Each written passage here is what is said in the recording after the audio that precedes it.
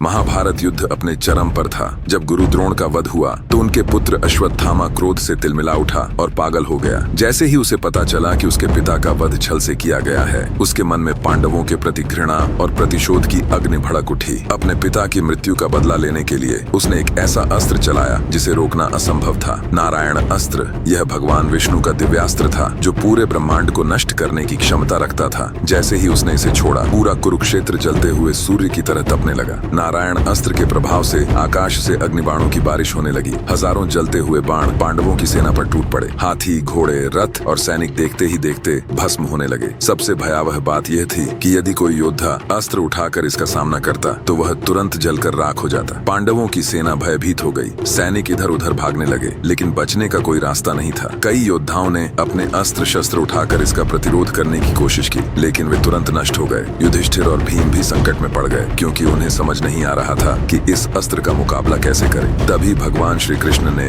अर्जुन और बाकी पांडवों को रोका और कहा, यह नारायण अस्त्र है, इससे लड़ने की कोशिश मत करो। जो भी इसके सामने हथियार उठाएगा वह नष्ट हो जाएगा। केवल एक ही उपाय है, अपने शस्त्र छोड़ दो और शांति से खड़े रहो। श्री कृष्ण के आदेश पर पांडवों ने अपने हथियार त्याग दिए और नतमस्तक हो गए। जैसे ही उन्होंने समर्पण किया, नारायण अस्त्र का प्रभाव कम होने लगा। धीरे धीरे आकाश साफ हुआ, अग्निबाण रुक गए और युद्ध क्षेत्र में शांति छा गई। हालांकि कई सैनिकों ने श्री कृष्ण की बात नहीं मानी और वे जलकर राख हो गए। पांडवों की सेना का बड़ा हिस्सा नष्ट हो चुका था। अश्वत्थामा का क्रोध कम नहीं हुआ। वह पागलपन की हद तक चला गया और उसने आगे ब्रह्मास्त्र का प्रयोग करने की ठानी। लेकिन श्री कृष्ण की बुद्धिमत्ता और पांडवों के धैर्य ने उन्हें एक और विनाश से बचा लिया। इस तरह नारायण अस्त्र ने पांडवों के लिए बड़ा संकट खड़ा कर दिया, लेकिन श्री कृष्ण की सलाह से वे बच गए और युद्ध का संतुलन फिर बदल गया।